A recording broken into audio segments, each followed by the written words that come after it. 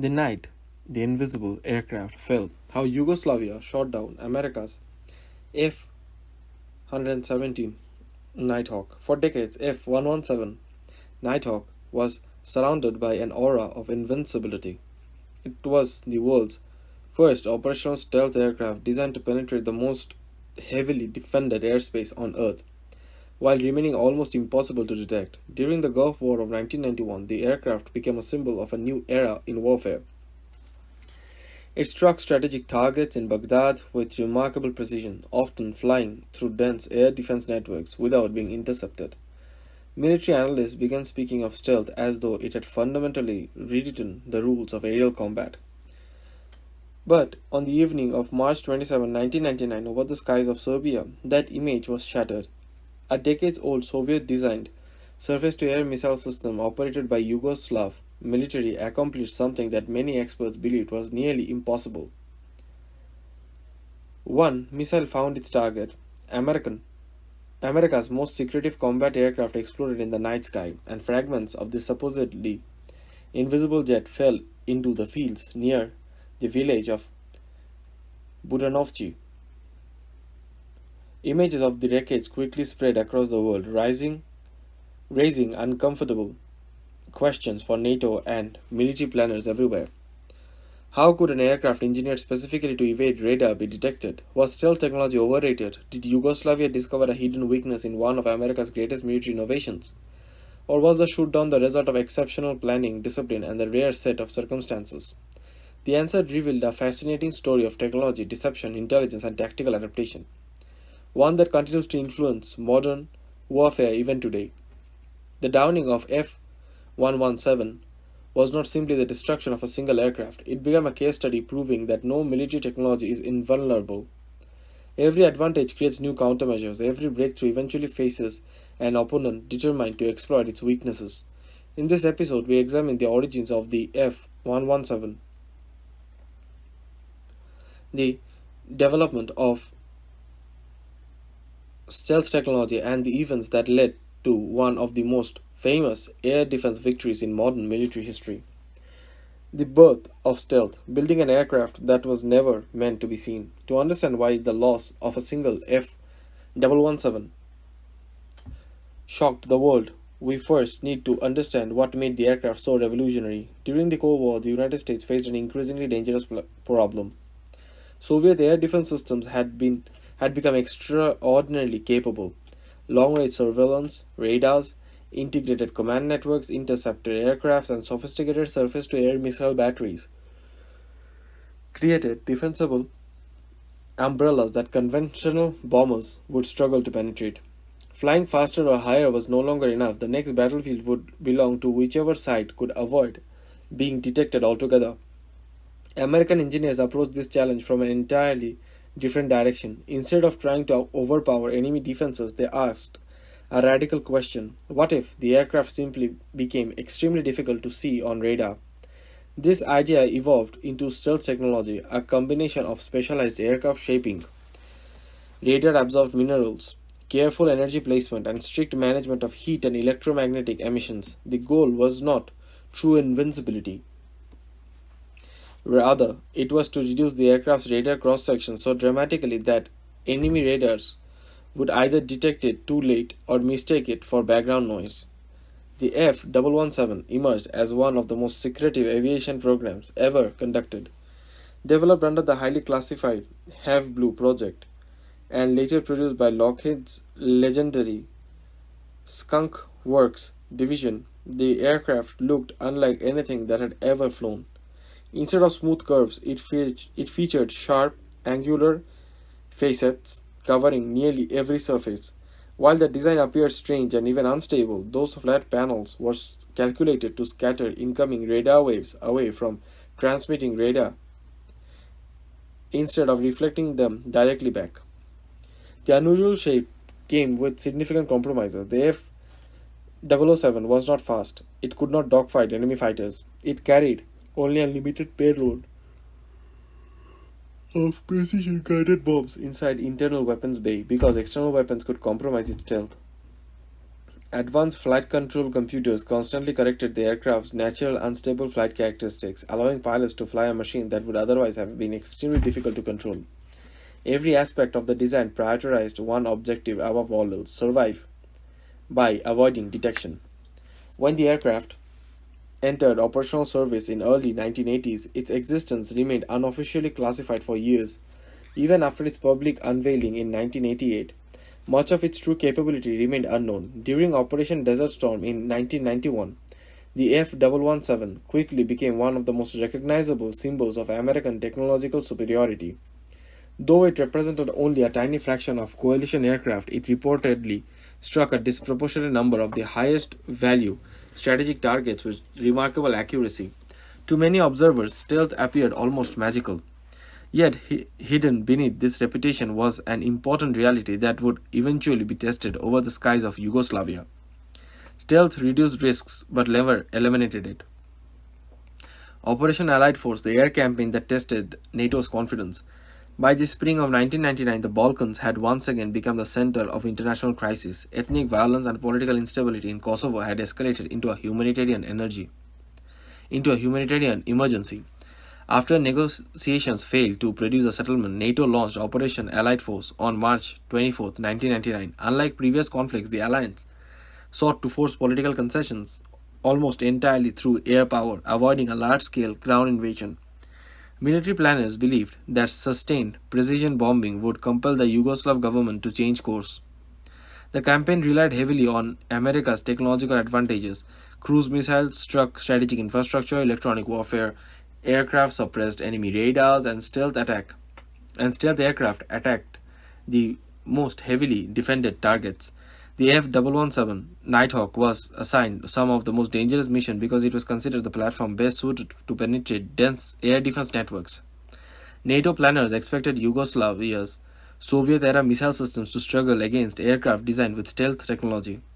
Yet the Yugoslav military understood that a conventional response would almost certainly fail. Its air force was heavily outmatched and its missile batteries were older than many of the aircraft attacking them. Instead of attempting to fight NATO on its terms, Yugoslav commanders adopted a strategy centered on survival, deception, and patience. Surface-to-air missile batteries rarely kept their radars active for long periods, reducing the opportunity for NATO aircraft to locate and destroy them with anti-radiation missiles. Units frequently changed positions, used decoys, and relied on disciplined communication to remain operational throughout the campaign. One of the officers responsible for the strategy was Colonel Zoltán Dani, commander of the 3rd Battery of the 250th Air Defense Missile Brigade. His unit operated the S-125 Neva, known to NATO as the SA-3 Goa, a missile system first introduced during the Cold War. On paper, it appeared hopelessly outdated against modern stealth aircraft, but Dani believed that disciplined tactics, careful observation, and a willingness to exploit even the smallest opportunity could offset many of the technological disadvantages. Meanwhile, NATO aircraft continued flying repeated strike packages along the routes that balanced operational efficiency with mission requirements. Although these flight paths were never completely predictable, patterns gradually emerged over days of continuous operations. Yugoslav air defense operators watched closely, recording timings, directions, and operational behavior. They understood they would probably receive only a brief window to engage a target before NATO forces attempted to destroy their position. The challenge was not firing more missiles, it was knowing exactly when to expose themselves for a single calculated shot. The hunt for the invisible, how the ambush was planned. As NATO bombing campaign continued, Colonel Zoltán Dani and his missile crews understood that technology alone would not defeat the F-117. Their advantage would have to come from discipline, observation, and timing. Every day they studied NATO's air operations, comparing flight patterns, mission timings, and routes aircraft appeared to favor. Instead of reacting impulsively, they waited for the moment when probability shifted in their favor. The Yugoslav air defense network operated under severe constraints. Every time a radar transmitted, it risked revealing its location to NATO electronic surveillance aircraft and anti-radiation missiles. A radar left active for several minutes could usually become a target almost correctly. As a result, missile crews developed strict procedures. Radar system would remain switched off until the last possible moment. When activated, they would transmit only briefly, sometimes for less than 20 seconds before shutting down and preparing to relocate. This denied NATO the extended radar emissions it relied upon to hunt air defense batteries. The F-117 itself had operational limitations. Although extraordinarily difficult to detect from the front, its radar signature was not constant from every angle. Certain maneuvers could temporarily increase its visibility. Most notably, opening the internal bomb bay doors exposed surfaces that reflected radar energy more effectively than the aircraft's carefully faced exterior. During those critical seconds, while weapons were released, the aircraft became somewhat easier to track. It was still a difficult target, but no longer the nearly invisible object it appeared during cruise flight. Intelligence also played a role. Western analysts have long debated whether Yugoslav forces benefited from careful observation of NATO flight routes, recurring NATO flight routes, information from local observers or other sources of operational insight. While many claims remain disputed, it is well established that Yugoslav commanders carefully analyzed patterns throughout the campaign rather than relying on luck alone. They were searching for consistency in an air war dominated by precise planning. On the evening of March 27, 1999, those preparations converged. As an F-117 approached its target area, Dani's missile battery remained concealed, waiting in silence. The radar operators knew they would have only a few seconds to detect, identify, lock on to and engage the aircraft before shutting everything down again. It was a high-risk decision. If engagement failed, the battery itself could become the next target. If it succeeded, they would achieve something no air defense unit had ever accomplished. The first confirmed combat shootdown of a stealth aircraft, the night of March 27, 1999, the missile that changed military history. As darkness settled over Serbia on March 27, 1999, the F-117A Nighthawk, piloted by Lieutenant Colonel Dale Zelko, crossed into hostile airspace on another precision strike mission. For the pilot, it was one of many combat sorties flown during NATO's campaign. The aircraft's stealth characteristics combined with electronic support from the broader NATO air operation had created confidence that these missions, while dangerous, remained manageable. Hidden below Colonel Zoltán Dani's missile battery waited. The launchers were dispersed and camouflaged, while radar operators remained silent. Every member of the crew understood that they would receive only one opportunity. The radar would be activated briefly, just long enough to determine whether a viable target existed. Any unnecessary transmission would increase the risk of NATO locating and destroying the battery within minutes. As the F-117 approached, the Yugoslav radar operators detected a contact. Whether the aircraft's radar signature increased because of its flight profile, the opening of its bomb bay doors during the attack sequence, or a favorable combination of atmospheric and geometric conditions remains debated by analysts. What is widely accepted is that the operators achieved a brief but sufficient radar track. That short window was all they needed. Within seconds, two S-125 surface-to-air missiles were launched into the night sky. The first missile missed its target. The second continued its intercept. Moments later, it denoted close enough to the F-117 to inflict catastrophic damage. The aircraft lost control almost immediately. Fire spread across the airframe as the stealth fighter descended towards the ground. Colonel Zelko recognized that the aircraft could no longer be saved. He ejected successfully, descending by parachute into Serbian territory, while the burning remains of the F-117 crashed into farmland near the village of Buranovki. Although isolated behind enemy lines, Zelko evaded capture for several hours. A coordinated U.S. combat search and rescue operation eventually located him and extracted him safely by helicopter before Yugoslav forces could reach his position. By dawn, photographs of the wreckage began circulating around the world. Large sections of the aircraft, including distinctive angular fuselage panels, portions of the wing, lay scattered across the countryside. The images carried enormous symbolic weight. The world's first operational stealth aircraft had not only been hit, it had been destroyed in combat. For NATO, the loss represented a rare operational setback. For Yugoslavia, it became one of the most significant propaganda victories of the entire war. The event immediately challenged the widespread belief that the stealth aircraft were effectively untouchable and sparked a global assessment of both stealth technology and integrated air defense tactics. Why stealth failed? Separating myth from reality, the destruction of the F-117 quickly generated headlines claiming that stealth technology had been defeated. For many observers, the conclusion seemed obvious. If an aircraft designed specifically to avoid radar could be shot down by a missile system developed in the 1960s, perhaps stealth had been little more than expensive marketing. But that interpretation ignored both the engineering behind the aircraft and the tactical realities of modern war.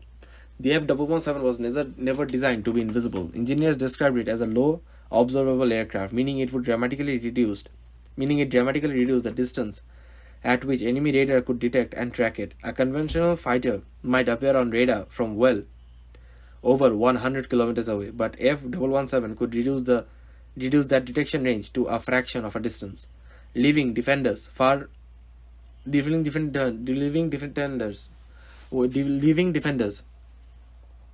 with far less time to react. That advantage was enormous. It was not absolute.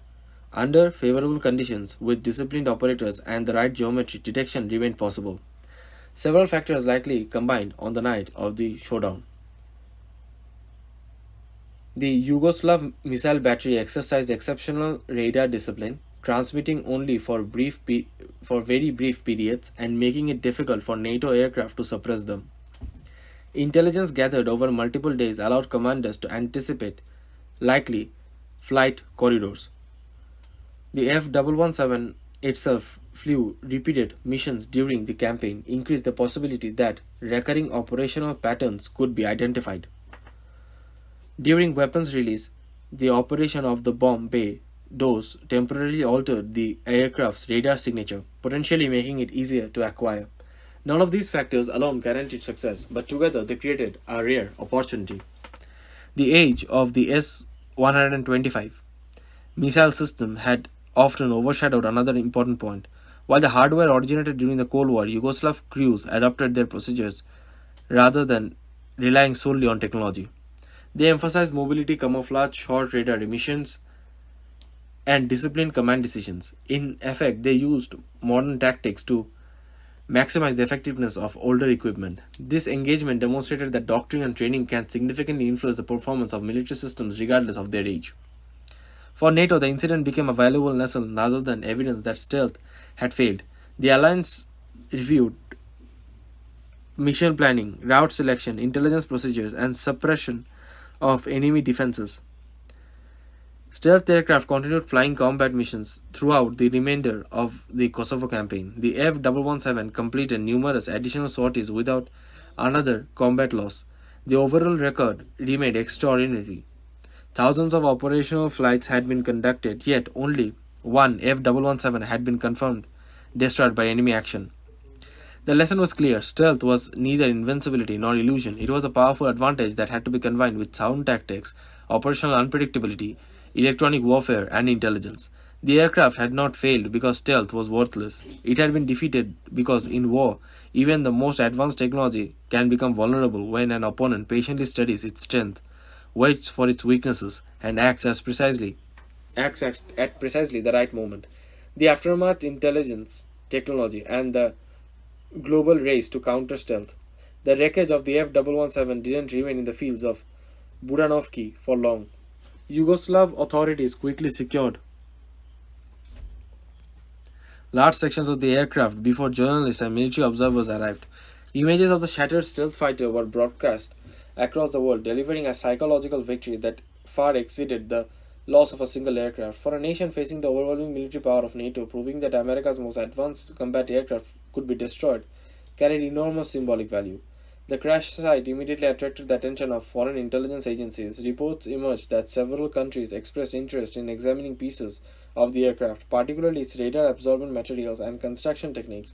Among them was China, which was long been reported by Western intelligence and defense analysts to have obtained access to some fragments of the wreckage through unofficial channels. While the extent of what was recovered and its direct impact on later Chinese stealth programs remained undisputed. The incident reinforced the reality that even damaged military hardware can provide valuable technical intelligence. For the United States, the concern extended beyond the aircraft itself. Stealth is not defined as one secret coating or one classified material.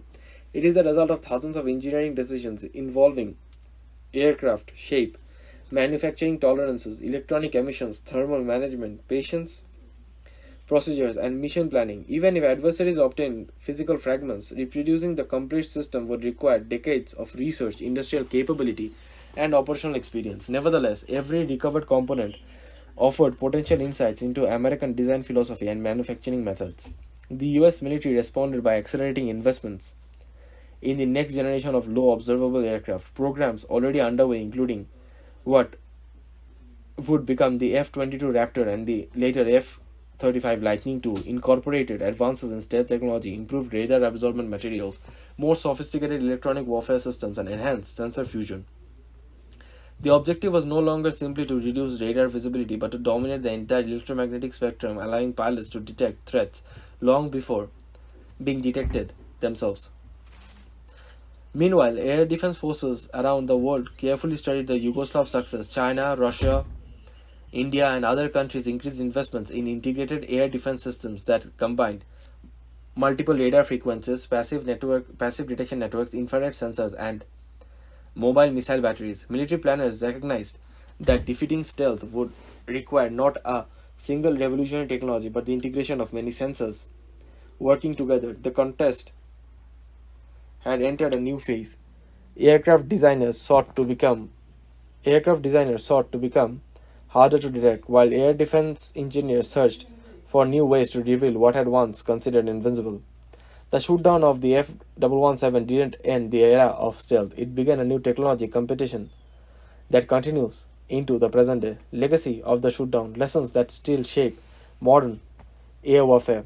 More than 2 decades of the F-117 fell over Serbia. Military academies around the world still analyze the engagement, not because it proved stealth was obsolete, but because it demonstrated a timeless principle of warfare.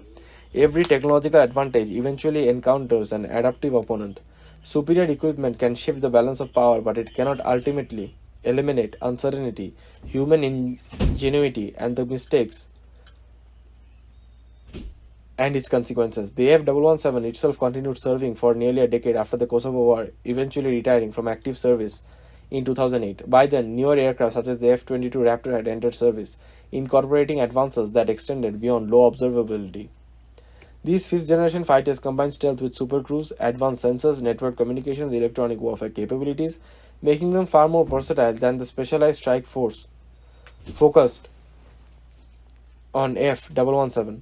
Yet, many of the operational lessons learned in 1999 directly influenced how these newer aircraft would be deployed. Today's stealth aircraft rarely operates alone. They fly past as a broader network that includes electronic attack aircraft, airborne early warning platforms, satellites, cyber capability, intelligence assets, standoff weapons. Mission planners deliberately vary routes, timings, and attack profiles to avoid creating predictable patterns. Suppression of enemy air defenses remains one of the first priority in any modern air campaign because even the most advanced aircraft benefits when hostile radar systems are disrupted or destroyed. The story of F-117 Nighthawk is therefore more than a story of a single aircraft lost in combat. It is a reminder that wars are not won by technology alone, but by the interaction of technology, strategy, discipline, and adaptation. On one night in March 1999, an aging missile battery demonstrated that even the most advanced weapon can be challenged. In response, the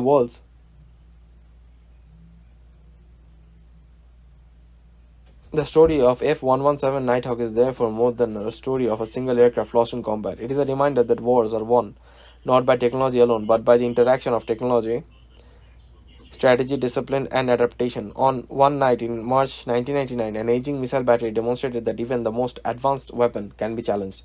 In response, the world's leading military powers redesigned tactics, accelerated innovation, and reshaped the future of aerial warfare. That legacy continues to influence every stealth aircraft that takes to the skies. Conclusion: the end of a myth, and not the end of stealth.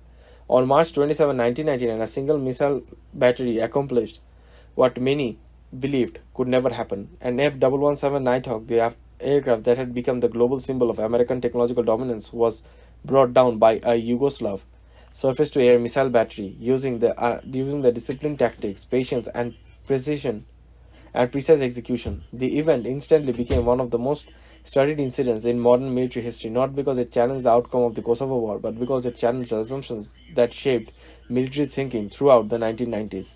Yet, history often remembers the dramatic moments more than statistical reality. F-117 flew thousands of kilometers of combat sorties over its operational career, striking heavily defended targets in Panama, Iraq, Yugoslavia, and elsewhere.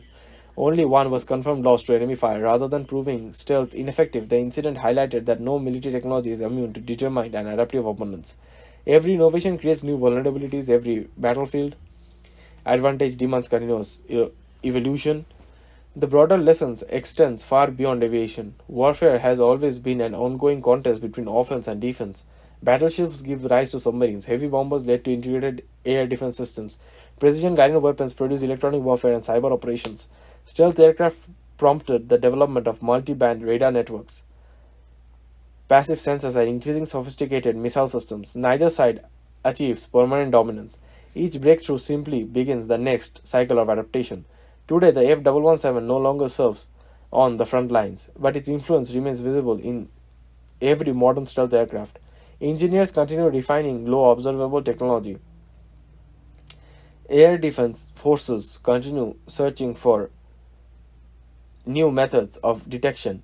Military strategists continue studying the lessons of Serbia, recognizing that success depends not on a single piece of equipment but on the integration of intelligence, planning, logistics, training, and operational discipline. The wreckage that lay scattered across a Serbian field in 1999 represented more than the destruction of an aircraft. It marked the end of the illusion that advanced technology alone guarantees victory. The true lesson of the F-117 shootdown is that innovation may shift the balance of power, but adaptability ultimately determines who prevails. In the constant evolution of modern warfare, there is no permanent advantage, only temporary ones, earned, tested, and eventually challenged by the next generation of ideas.